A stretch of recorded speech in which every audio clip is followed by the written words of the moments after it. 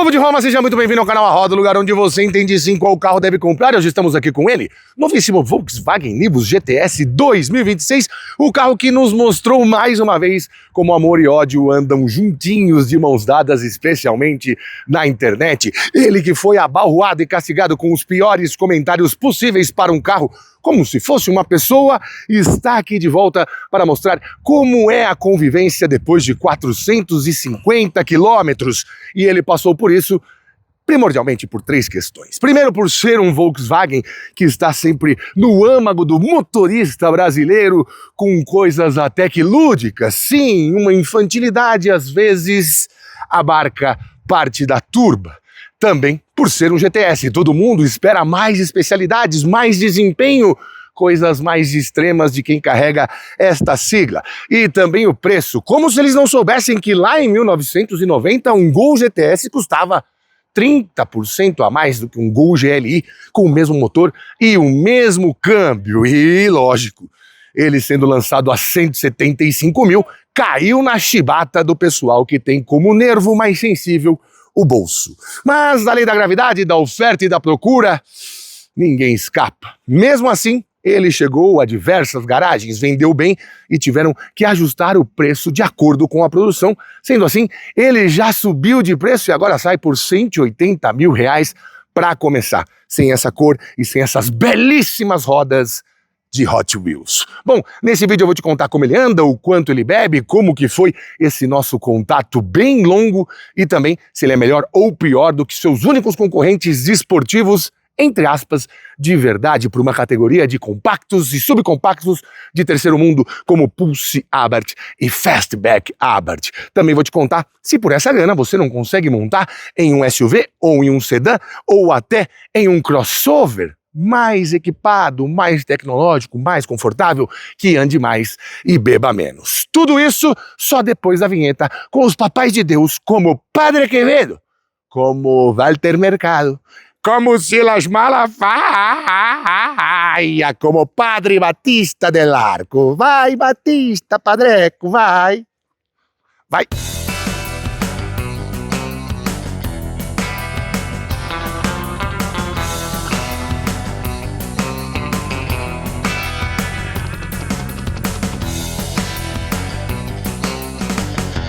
E como o preço dos carros se tornou uma questão cada vez mais nevrálgica e especial quando se trata de Volkswagen, eu trago aqui os meus amigos da Digital Drive para melhorarem a sua vida e te ensinarem a achar o melhor preço do carro que você quer colocar aí na sua garagem. Pois é, tem link na descrição, tem também QR Code aqui na tela e você vai direto para um campo de oportunidades gigantesco que só a Digital Drive traz para você. Se você quiser achar um Nivus GTS, se você quiser achar um Polo, um Virtus, um T-Cross ou qualquer carro 0 km ao alcance do seu bolso, ele vai alcançar ainda mais com a Digital Drive, porque a Digital Drive usa geolocalização para encontrar as melhores ofertas, os melhores preços e as melhores condições de pagamento para você comprar o seu carro 0 km.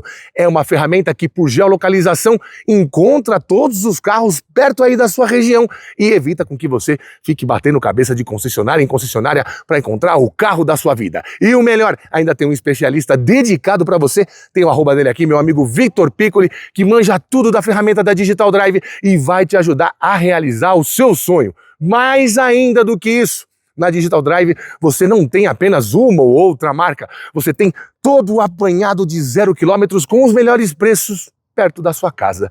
Isso sim é tecnologia, isso sim é cuidar do seu bolso e do seu dinheiro. Então não perde mais tempo, hein? Corre no Instagram, @DigitalDrive e fique por dentro de todas as novidades sobre a ferramenta e, claro, as melhores ofertas para você, onde quer que você esteja. Pensou em carro 0 km com o melhor preço? Não dá para escapar.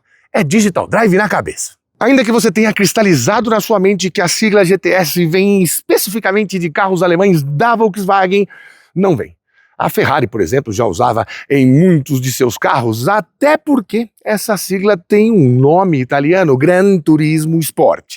Significava grande, turismo é passeio, esporte, obviamente, de esportivo. Mais do que isso, os alemães pegaram ela in natura, não quiseram traduzir para o seu idioma, porque também daria uma palavra do tamanho de inconstitucionalissimamente só em alemão. No entanto, a primeira vez que essa sigla apareceu para o público brasileiro foi no Volkswagen Passat GTS de 1983 e foi levada como a versão mais cara do carro até 1988 na sua última versão. Aliás, um dos Volkswagens mais lindos já feitos nos anos 80, eu prefiro ele até do que todos os Gol GTS e todos os Gol GTI. Mais um dia eu conto isso num podcast.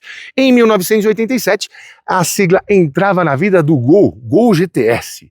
Parava de se fazer o Gol GT, que vinha desde 84 até 86, e o Gol GTS se surgia com um GTS vermelhinho aqui na coluna traseira, na coluna B, e um adesivo escrito GTS 1.8 ali atrás. Vinha com motor 1.8 de até 99 cavalos, mas todo mundo dizia que tinha mais potência e não aumentavam essa potência na ficha técnica, porque na prática sim, porque pagaria-se mais imposto à época. Em 1990, esse motor migrou também para o Gol GL, que era uma espécie de versão luxuosa do Gol, ainda que a plataforma e praticamente tudo fosse o mesmo. Aliás, o Gol ficou com a mesma plataforma desde 1980 até 1994/95, quando veio o Gol Bolinha e não mudou assim tanta coisa, mas calma que eu vou chegar lá. O Gol GTS era preferido até para quem gostava de esportividade, porque os carburadores tinham mais referência, tinham mais credibilidade do que a injeção eletrônica usada no Gol GTI da época. Mas onde eu quero chegar é que um GTS sempre foi mais caro do que mesmo os seus pares topo de linha, até chegar na versão esportiva. Em 1990 ele custava mais de 30% a mais do que um Gol GLI, como eu te disse, com o mesmo motor e o mesmo câmbio. O Gol GTI não vou nem falar, já foi um dos 3 carros mais caros do Brasil enquanto foi vendido mesmo na carroceria BX. Então não se incomode, porque a diferença de um Nivus GTS para um Nivus Highline é muito menor do que a gente tinha nos anos 80/90. O GTS praticamente morreu depois do Gol GTS. A Volkswagen até tentou fazer algumas versões TS, já nos preparando para os TSI, quem sabe. Tinha Gol TS 1.8, tinha Saveiro TS, depois vieram os TSI, mas enfim, não pegaram assim. Assim como o GTI também não pegou na geração bolinha, nem com Gol, nem com Paraty. E, obviamente, como você bem sabe, eles voltaram há alguns anos com Polo GTS e Virtus GTS. No Virtus também não pegou, ele virou Virtus Exclusive com o motor 250 TSI. E o Polo GTS, que já teve até IQ Light e uma versão 2025, foi enterrado, cremado, e em memória agora está, porque o Nivus GTS veio para substituir. Agora vamos saber de algumas especificidades que talvez eu não tenha contado nos 2 vídeos que você já viu do Nivus GTS aqui no canal, no seu lançamento, um estático e outro andando bastante rápido na Fazenda Capuava. Bem, muita gente achou pouco para um GTS de verdade ter apenas a sigla GTS aqui, novos para-choques e esses detalhes em vermelho aqui embaixo. Queriam também luzes matriciais IQ Light, como tinha no Polo GTS, ainda mais ele custando pelo menos 25 mil a mais do que custava um Polo GTS. E agora, 30 mil reais a mais, né? Para começar. Mas a Volkswagen disse não. Colocou só esse LEDzinho ligando os 2 faróis e continuou com os faróis de LED aqui sem canhões. Eu também acho que o IQ Light ficaria bem melhor aqui e daria essa especialidade que você espera de um veículo com esta sigla GTS. Contudo, porém, entretanto, lá nos anos 80 e 90, o máximo que ele tinha a mais era mesmo friso vermelho e também faróis de neblina pendurados redondinhos aqui em cima. Alguns da CBE. Uns amarelinhos. Isso era egresso do Gol GT. Lembrando que o Volkswagen Gol GTS, quando ganhou essa alcunha, não mudou nem a frente aqui. Era muito parecida com a frente do Gol GT. Ele foi ganhar uma frentezinha mais baixa na linha 91, como aconteceu também com toda a linha Gol, o famoso Gol chinesinho. Mas era isso, né? Não tinha nada muito especial de diferente entre ele e um Gol GLI. Obviamente, você batendo o olho e vendo aqueles 2 faróis de milha, a gente chamava de farol de milha, não era de neblina, tá? Você é novo, não tá ligado. Esse cabelo branco aqui não é pintado. você já reconhecia a distância. Mas aqui também com a sigla GTS você reconhece, inclusive por esta grade pintada em preto brilhante, que eu também não concordo. Entendo que tem o seu valor estético e o seu valor visual, mas o preto brilhante vai ser sempre salpicado de pedriscos quando você acelera numa estrada. Ele também traz o ACC e sensor de estacionamento dianteiro. Mas faróis de neblina não. Segundo a Volkswagen, esses faróis já fazem toda esta parte. Mas tem coisas aqui que ele tem de diferente que você não vai reconhecer só de olhar à distância. Vai ter que conversar com alguém que preparou, que fez esse carro, que participou da parte de engenharia e também de design. Isso não é algo que todo mundo faz. Eu fiz. A exemplo do próprio Nivus, o Nivus GTS também é uma criação 100% nacional, feita por brasileiros e para brasileiros em todos os seus detalhes. Certamente algumas coisas aqui também vão ganhar o mundo, como ganhou o próprio Nivus, que lá fora é chamado de Volkswagen Taigo. Mas eu tô falando inclusive da parte estética, né? Você colocar um teto preto, tirar o rack de teto para ter uma aerodinâmica melhor, porque o carro anda mais e deveria fazer um pouco menos de barulho de vento, muito porque também ele tem mais apreço à dinâmica, sem tentar esquecer do conforto, mas em alguns casos, com essas rodas de 18, vai esquecer do conforto. Aliás, rodas também desenhadas no Brasil para um carro brasileiro e por um brasileiro. O mesmo designer do Volkswagen Nivus foi o que fez o que para mim são as rodas mais bonitas que a Volkswagen oferece no Brasil, isso juntando também Jetta GLI e Golf GTI. Essas rodas criadas por José Carlos Pavone me lembram Hot Wheels, coisas mais lúdicas, que eu acho que é isso que também pega no coração do brasileiro. Estão com um aro 18 e tem esse desenho de catavento com uma parte mais clara aqui, muito legal. E fica parecendo rodas que vêm de um período mais nostálgico, onde você equipava mais os carros e tentava se diferenciar da multidão. Mas como eu já te disse, são opcionais, né? Custam R$ 2.110 e deixam o carro ainda mais gostoso de dirigir para quem aprecia uma boa dinâmica. Eu vou te contar o que eles fizeram. O rebaixamento da carroceria em 2 milímetros pode parecer imperceptível para a maioria das pessoas, inclusive para mim e para você, mas para a engenharia que faz contas, nada é imperceptível. Além disso, eles trocaram todos os amortecedores, sim, tanto na frente quanto atrás, fizeram um novo rate dessa peça. Outra coisa que foi trocada foi o coxinho, o braço da suspensão dianteira e também as molas da suspensão traseira. O conjunto todo fica um pouquinho mais rígido, justamente para privilegiar quem quer uma tocada dinâmica um pouco mais apurada, mais próxima do que todo mundo que pensa num GTS quer. Porque, obviamente, muita gente por fora achou que não tinha tanta mudança assim. Mas passando esses mais de 450 quilômetros com ele, eu percebi que as pessoas sempre param e olham e procuram e dizem: "Ah, é um GTS? Legal, hein?" Nem lembram que reclamaram tanto assim do preço. Agora, vamos lá atrás, antes contar, obviamente, que ele é um carro menor do que o Fiat Fastback, que tem 4,42 metros de comprimento, ele tem 4,27, mas é maior do que o Pulse Abarth, que tem 4,11 metros de comprimento. E tem um entre-eixos maior também, aqui 2,56 metros, enquanto na dupla de Abarths é de 2,53. No porta-mala também tem diferença. Assim como espancaram as rodas criadas no Brasil para o Nivus GTS, os papais de Deus também encrencaram com esse aerofólio diferente, que tem um quê aerodinâmico, como todo alemão sempre gosta. E também criticaram a ausência de escapamento e de ruído traseiro vindo do motor aqui no Nivus GTS. E nesta parte tenho que dar a mão à palmatória e concordar com papais de Deus, porque não é possível que eles não lembraram que o Gol GTS tinha aquele escapezinho duplo com 2 canos de carabina que serviam para avisar quem tivesse na esquerda que se desse seta para a esquerda poderia passar uma vergonhinha na estrada. Pois é, muita gente também criticou esse LED de ponta a ponta, o que eu acho uma evolução de design, mas dizem que agora todo carro que tem isso quer vender só na China.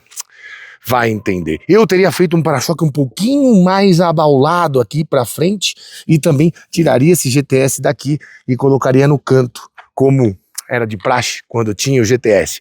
Ainda que fosse adesivo à época, nas duas versões, tanto a primeira de 1987, que durou até 91, quanto quando ele virou chinesinho e ganhou um GTS em itálico ali, em prata, na parte de cima da tampa traseira, e o aerofólio era aqui, e não era aqui. Talvez também colocaria um aerofólio aqui, para deixar as coisas mais extremas. Diz pra mim o que é que você acha. Pois bem, tirando a parte estética e a falta imperdoável de escapamentos à mostra e também de um ronquinho desportivo como tem em Pulse Abarth, em Fastback Abarth, temos aqui um bom porta-malas para um carro com nada mais nada menos do que 2,56 entre eixos, né?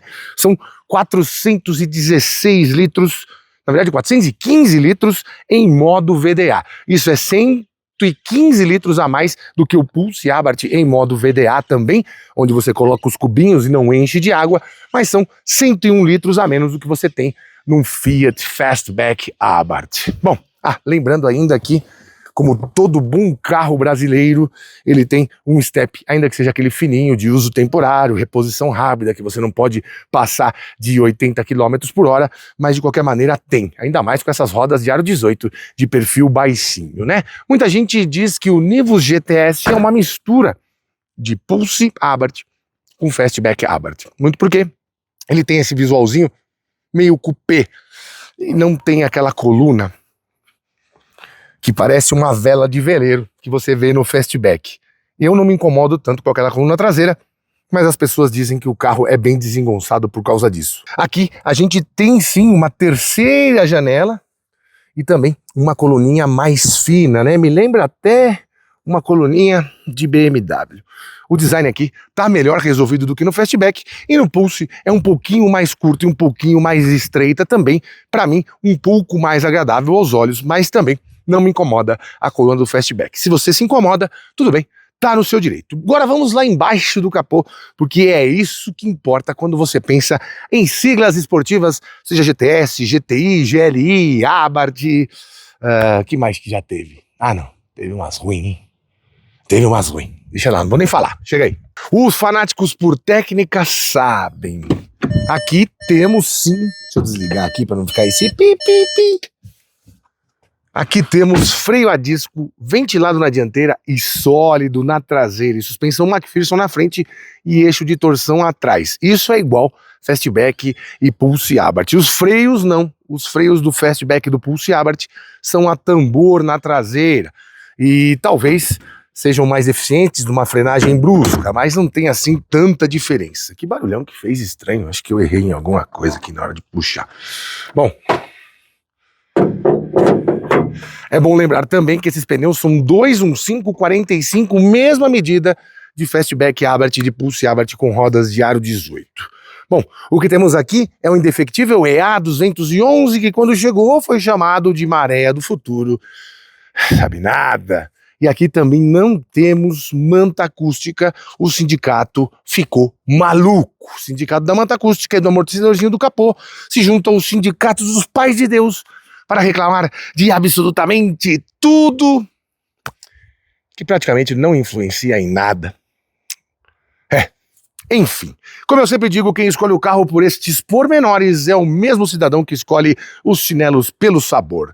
De toda forma, temos aqui um 1.4 TSI de 4 cilindros, o EA211, que gera 150 cavalos com gasolina e com etanol. Potência extraída em 4.500 RPM, isso mesmo ele esticando a rotação máxima até 6.000 RPM. O torque é de 25,5 kgfm, por isso 250 TSI, que você lê nas fichas técnicas por aí, porque são 250 Nm. E esse torque chega à sua plenitude a apenas 1.500 RPM e tem um bom platô praticamente até os 4.000 RPM.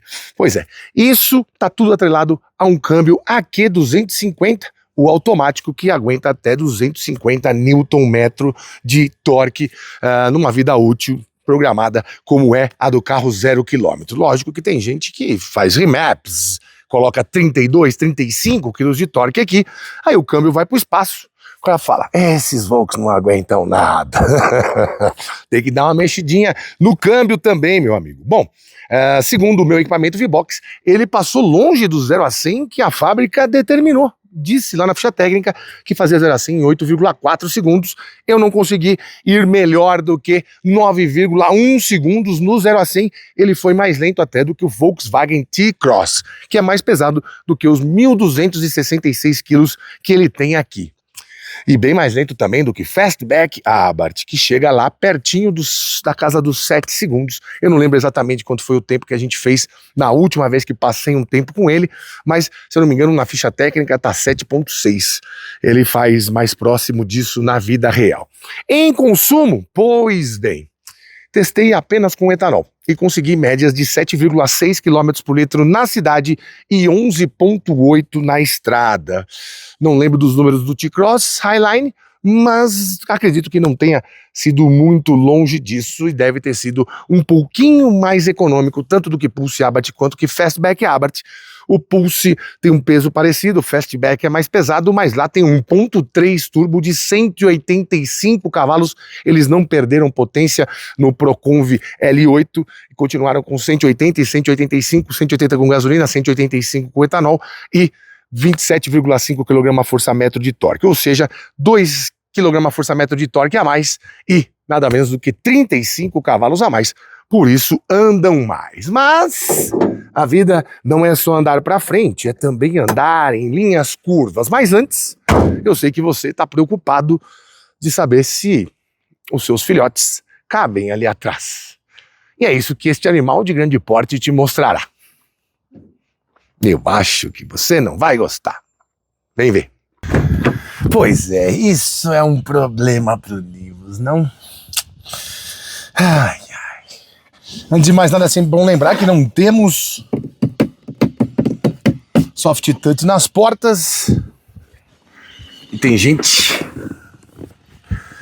que escolhe o sapato pelo sabor, que acha que isso é mais importante do que a potência. Eu não acho.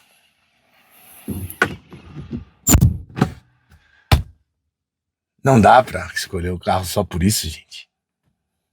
E nessa categoria, ninguém tem.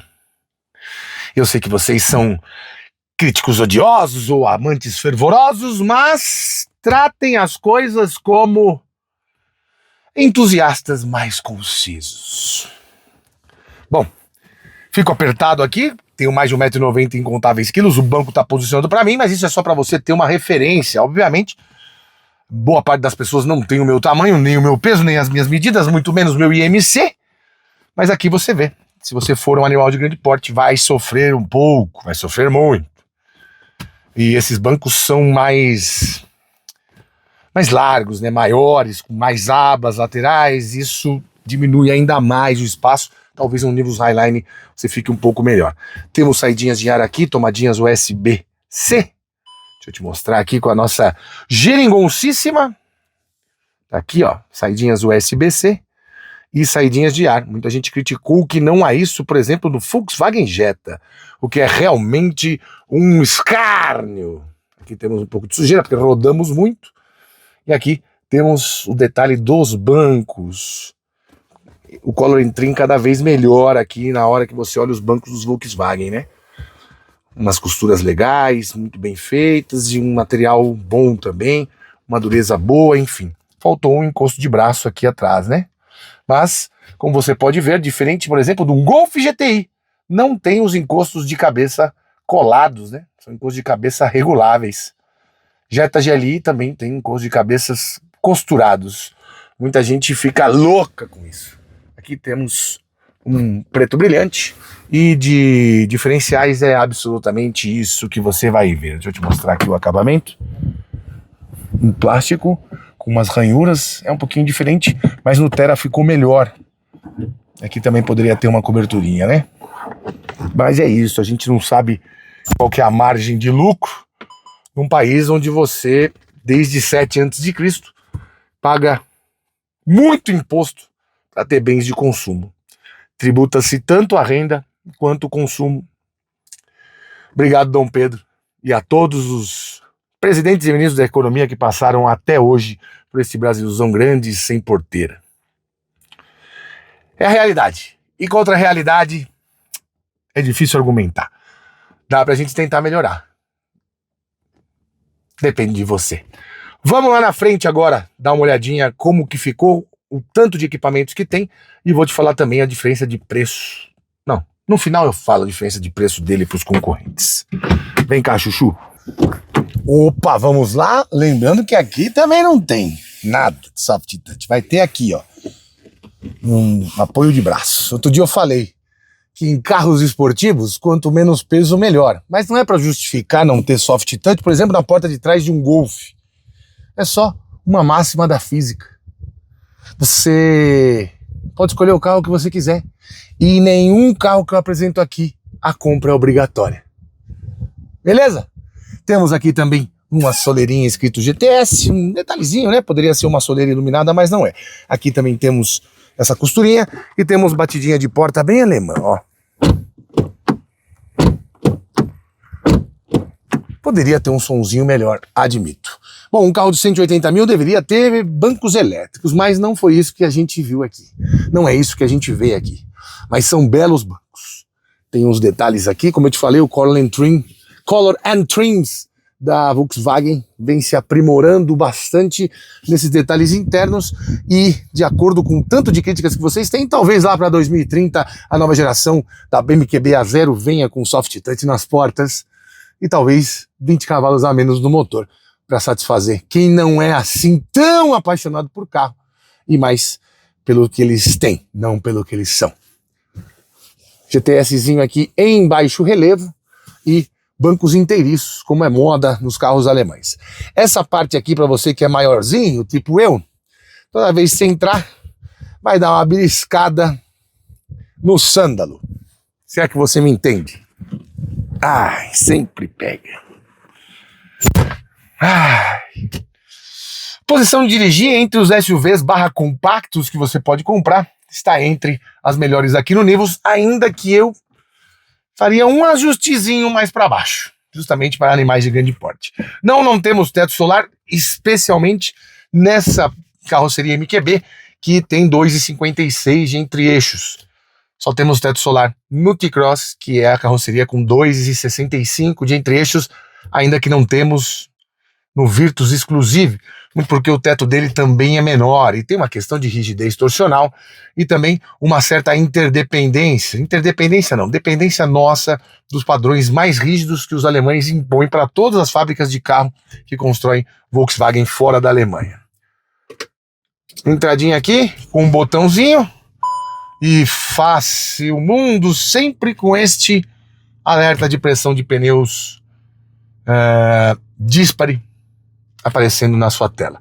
Ar-condicionado Climatronic. Ar-condicionado gela bem. É o mínimo que se espera também de um carro 0 km. Volantinho com uma base achatada. Volantinho com uma aparência muito próxima do que a gente viu no Golf GTI. Pois é. Ele não tem aquelas partes mais largas aqui para você abraçar o volante. E tem detalhezinho em vermelho e em preto brilhante como o laço, que aqui é GTI, enfim. Acho que o volante lá até um pouquinho maior. Temos costuras vermelhas. Deixa eu pegar aqui a geringonça, que eu fico falando como se você estivesse vendo tudo, né? Só que você não tá vendo nada, quem tá vendo são os meus olhos. Aqui. Volantezinho com acabamento bem bacana. Tem também esses detalhes aqui. Aqui para você acionar ACC, a distância do carro à frente, velocidade que você quer do ACC, e ele também tem manutenção em faixa, como podemos ver pelos logos ali. Eu já vi você, GoProzinha. Um pacote mais completo dessa família MQB A0. Deixa eu ver se não tem alguma coisa errada aqui. Isso, pra cá, você pra cá, isso. Bom, Volkswagen Virtual Cockpit, aqui o longo prazo que se rodou com esse carro, a gente foi até Barretos, mas nós não fomos com o GTS, só voltamos com o GTS. E eu andei mais uns 180 quilômetros entre idas e vindas aqui para a Aldeia da Serra e também de cidade pura para fazer os números de consumo. Bom, aqui temos o Volksplay com os seus Volksplay apps, só que você já está cansado de saber, mais careca que o Kojak. Aqui, ó, no trechinho que a gente veio hoje, fez 6.8 e 7.6 no nível de consumo, que aqui a média velocidade também de 13 por hora, né? A média velocidade de 21 fez 7.6, 7.3, agora não lembro, vou pegar nas anotações lá. Modo Sport, você pode colocar aqui, modo Eco, modo normal e modo Sport. No modo Sport, você vai ter o Sound Actor ali por cima, que vai fazer com que esse sonzinho reverbere aqui por dentro e você diga: ah, ronquinha desportiva ele tem. Um abraço pro Cezinha. Aqui também temos uns detalhes em vermelho. Freio de mão é a moda antiga, não é um freio de mão eletrônico. E temos também uma tomadinha 12 volts aqui. Lembrando que temos duas tomadinhas USB-C nesta parte aqui e também um carregador de celular por indução. Você também pode mexer no ar-condicionado por um atalho na tela. Aqui você também consegue abrir o porta-malas, você consegue desligar o sensor de estacionamento, você consegue acionar o Park Assist e você também consegue desligar o sistema Start-Stop. Deixa eu colocar aqui a marcha ré. Não é a melhor câmera que você tem. Aliás, eu não gosto nem do posicionamento dessa câmera, meio de cima para baixo. Se você olhar a definição das câmeras do Fastback Abarth e do Pulse Abarth, vai ver que é melhor do que temos aqui. Tem uma economiazinha aqui sim. Aí você pode criticar. Aqui, ó, detectada perda de pressão de pneus, isso é ad eterno. E por mais que você calibre, eu pelo menos, a gente recalibrou, voltando lá de Barretos, e depois de 2 horas voltou isso. Não sei se é um problema do sensor ou se é um problema dos pneus. Não consegui. Aqui você pode ligar o Wi-Fi, obviamente você tem aqui, ó, já apareceu o Android AP, que é o meu roteador de Wi-Fi de um celular para o outro, porque aquele outro realmente a Vivo não conseguiu deixar com que eu ficasse um pouco menos pé da vida. Aqui, retrovisor eletrocrômico, tem carro de 230 mil, 220 mil que não tem. Parabéns Volkswagen por este adereço, mas não é algo que me faça comprar um carro. Aqui também temos rebatimento, tem rebatimento dos retrovisores. Outra coisa que também não ligo muito, e também temos o alerta de ponto cego e as regulagens elétricas aqui na porta. Travamento também dos vidros lá atrás, vidro com função um toque, para subir também. E basicamente é isso, né? Podemos mudar o view aqui, vou deixar assim, uma coisa mais nada a ver, né, com carro esportivo. Aqui também, nada a ver com carro esportivo. E aqui sim, com os velocímetro e tacômetro e contagiros aqui ao lado esquerdo. Uma visão muito agradável, viu? É bem agradável quando você entra no carro e vê isso aqui. Tudo muito, a meu ver, pensadinho e levemente virado para o motorista aqui. Hoje, agora, nas novas gerações, tanto de Jetta GLI quanto de Golf GTI, o multimídia fica meio que flutuante e mais virado ainda para o motorista. Aqui também temos um borracha, que é um plástico que foi meio que emborrachado e passaram uma costura aqui para ligar com esse vermelho das saídas de ar. Só que não vem até aqui, aqui é preto brilhante. A partir daqui, né, como se fosse um painel integrado, mas não é integrado porque tem essas seções no meio. E vem até aqui também. Eu achei que faltou um detalhe vermelho aqui também, né? Poderiam ter feito. Fica parecendo que é só no andar de cima que há privilégios, assim como acontece em todo o Brasil.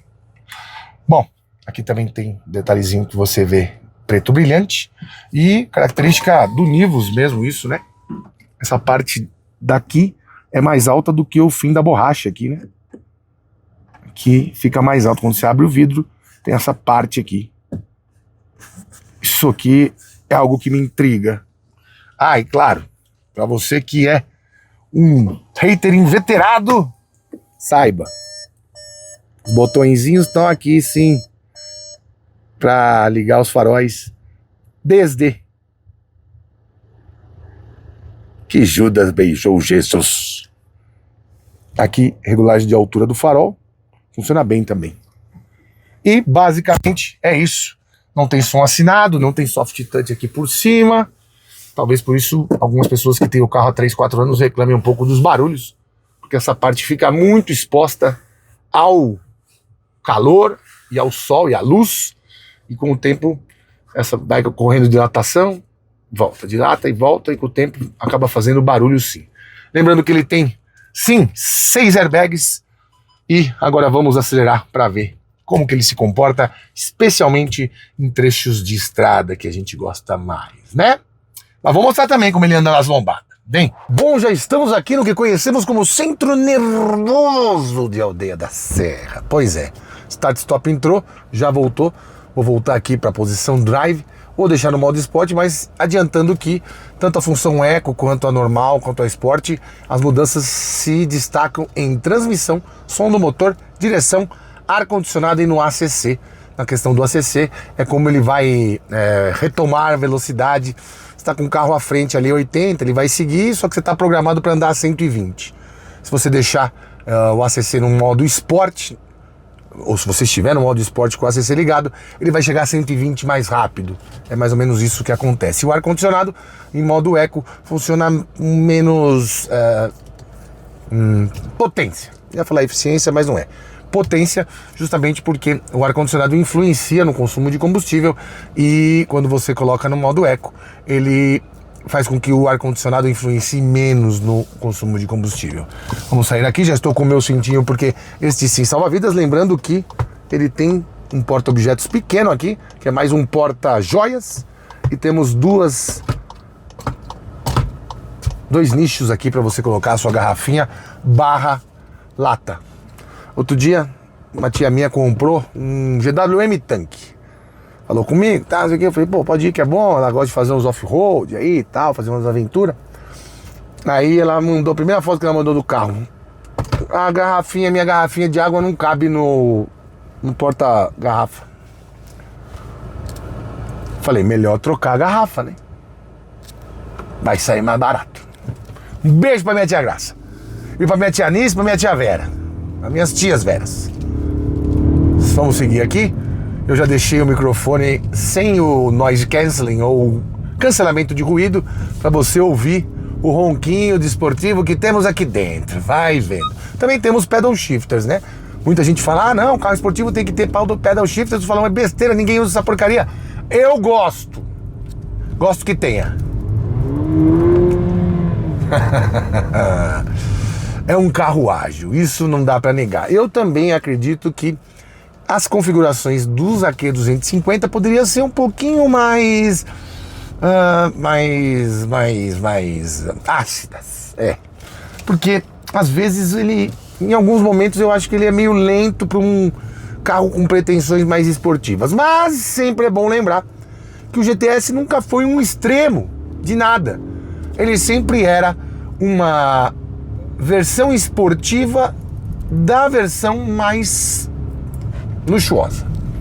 Tudo bem, durante um tempo, os Gols, por exemplo, só tinham motor 1.6 nas versões sem ter o GT ou o GTS. A partir de 90 só que o Gol GL começou a vir com motor 1.8 igual ao do GTS. Mas de toda forma, era um acréscimo de potência, com um pequeno acréscimo de tecnologias, com um bom acréscimo de estilo, de exclusividade, tanto em rodas, quanto em frisos, quanto em farol.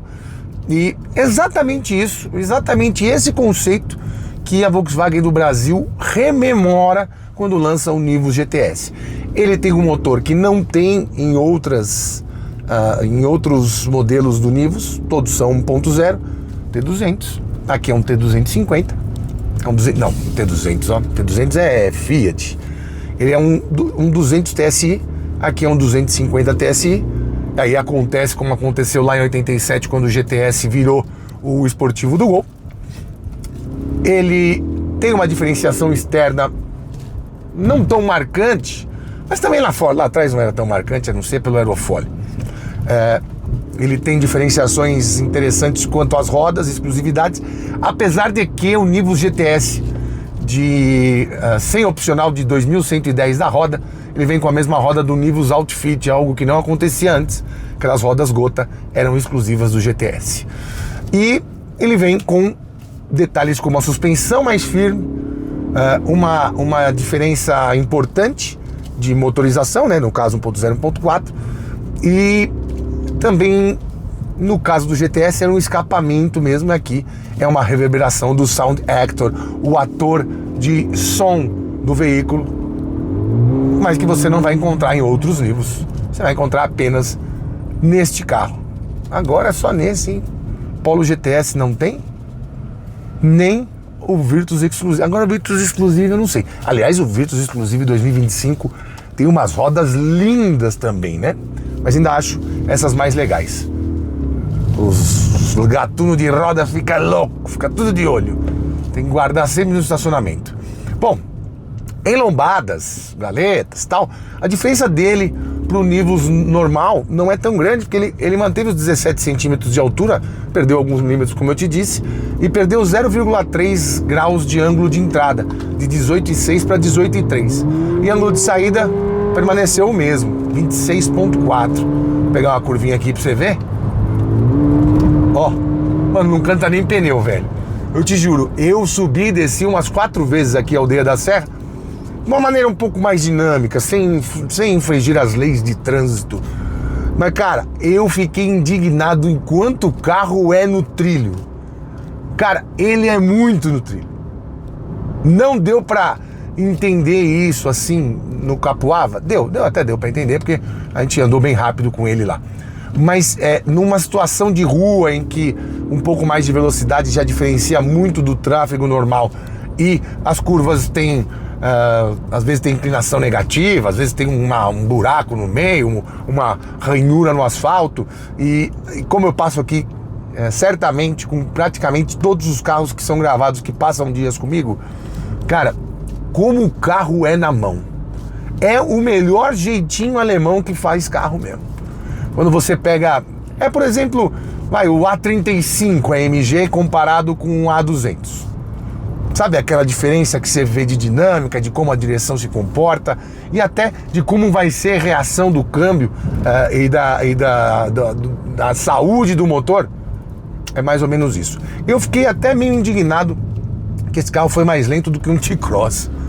Eu não sei se é o dia que está muito quente,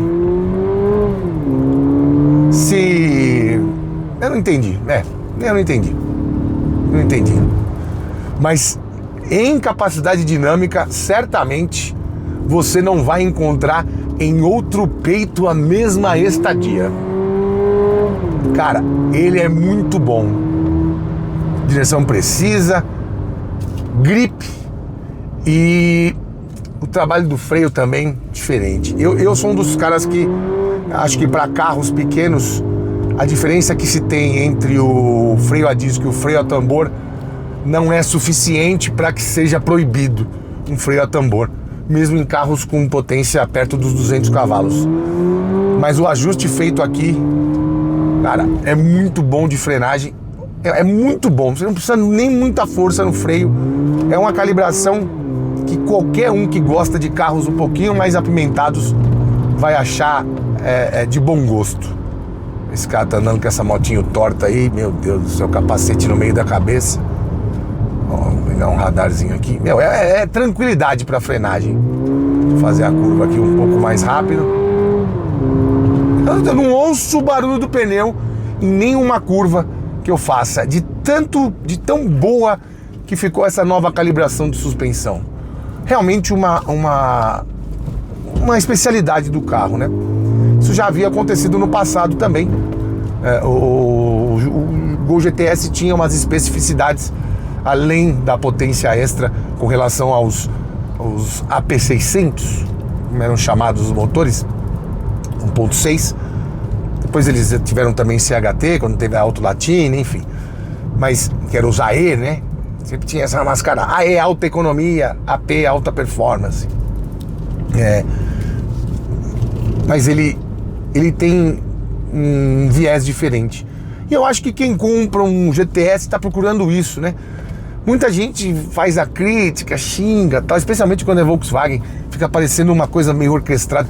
Às vezes vem uns comentários até que eu falo, pô, isso aqui deve ser robô, porque vem uns 3, 4 comentários com o mesmo começo, sei lá. Eu não vou falar porque eu não sei e nem manjo de tecnologia, saber como é que se faz isso. Mas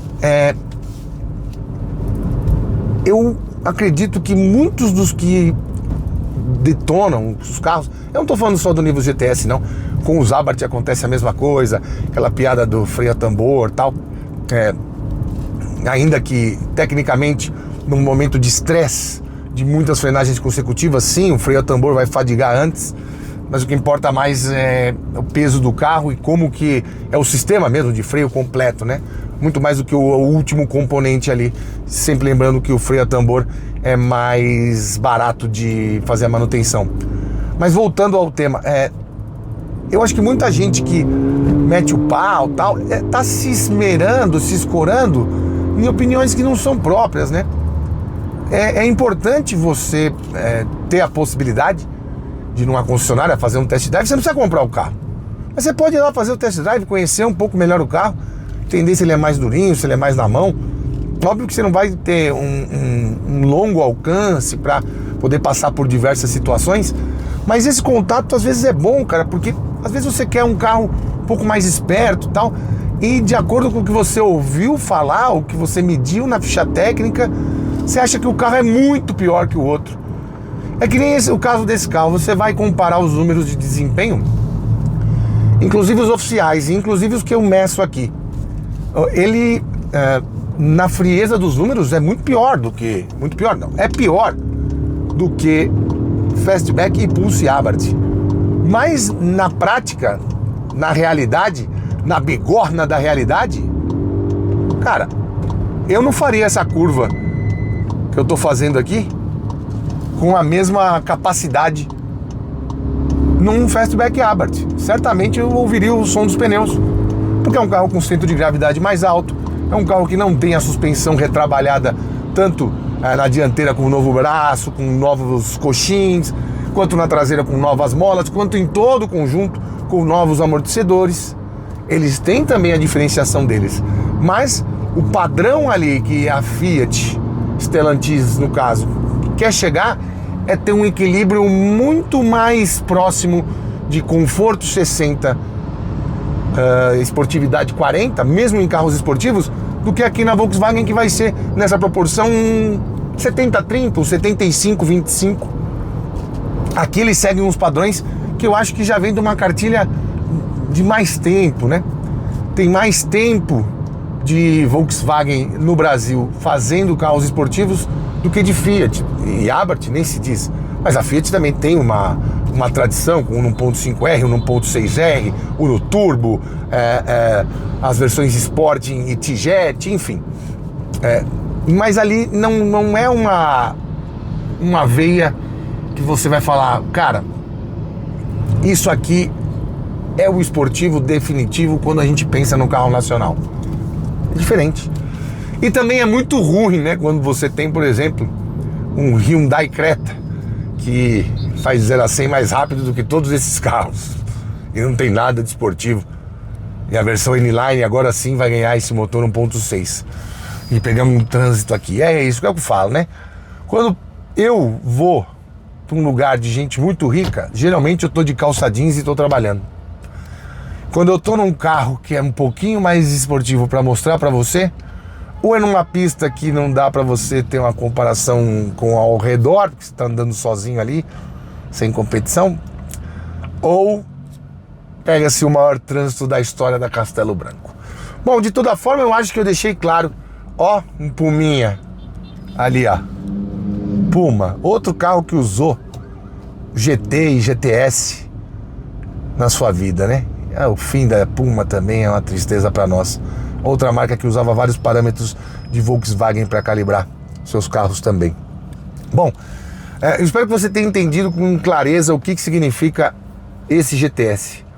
E, obviamente, a gente tem que fazer um resumo sobre tudo que se fala, tudo que se ouve e todas as opiniões, porque talvez tenha gente mais moderada que nem queira dar a sua opinião, que prefere conhecer o carro e aí sim ter uma tese, ainda que simplista, para poder tecer algum comentário que não beire uma infantilidade pueril e que é típico da falta de um conhecimento mais profundo. Não estou nem falando de tecnicidades, nem nada, nem comparando ninguém com o que você vê aqui, nem com os comentários, nem com o que eu penso. Mas é importante você entender o enredo todo da história do que é um GTS e entender como que cada marca posiciona o que quer que seja para se chamar de esportivo ou para ser um flagship de uma linha de carros. Nem tudo são os números, às vezes é a convivência e às vezes é o que dinamicamente cada um vai entregar.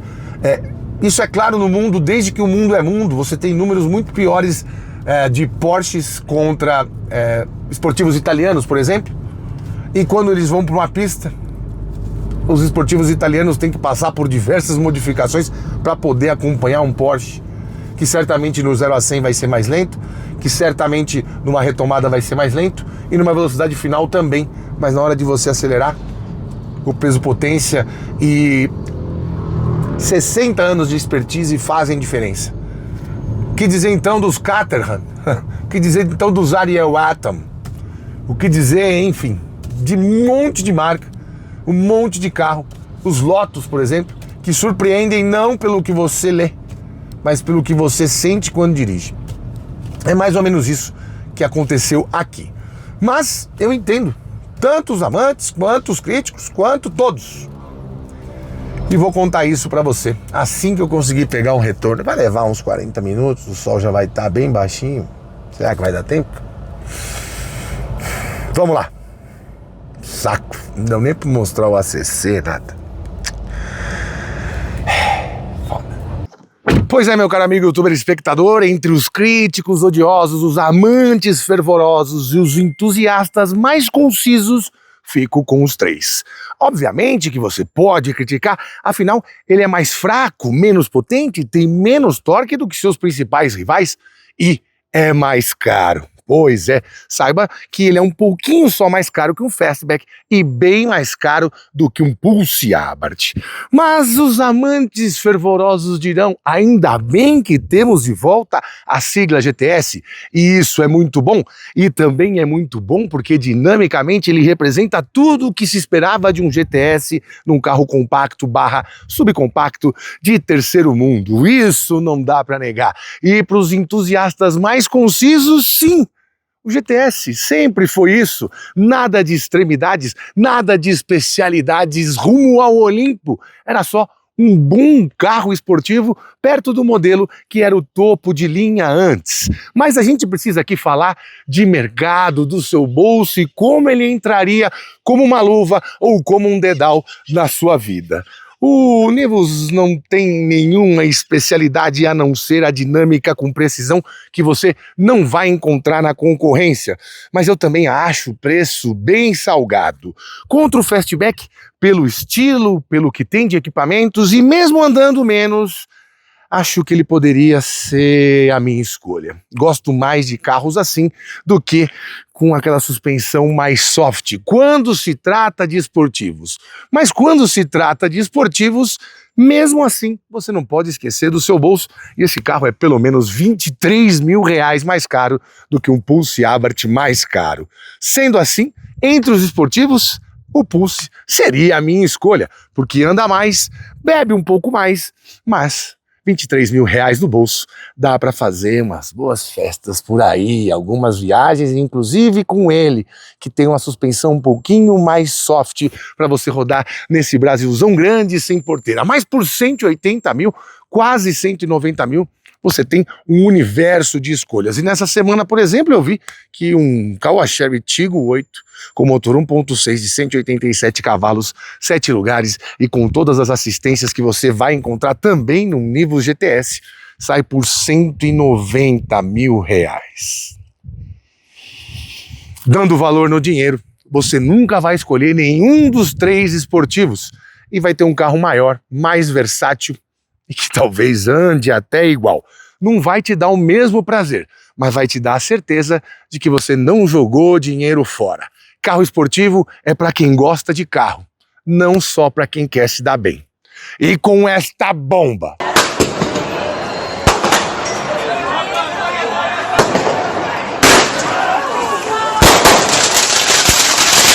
Nós ficamos por aqui, siga-nos nas redes sociais, o meu Instagram é @janacleto, o Instagram do canal é @RodaTV. Para dúvidas mais profundas, parcerias, mande e-mail para programaroda@gmail, parceria igual essa que eu faço com o Digital Drive, para você encontrar o melhor 0 km do modelo que você quer na sua região, pertinho de você, sem precisar ficar batendo cabeça por aí. Já segue no Instagram, @digitaldrive. E com o som das maritacas, que fazem mais barulho do que um Nivo GTS aqui por fora, nós vamos embora. É bom. Mas é caro. Ah, é caro.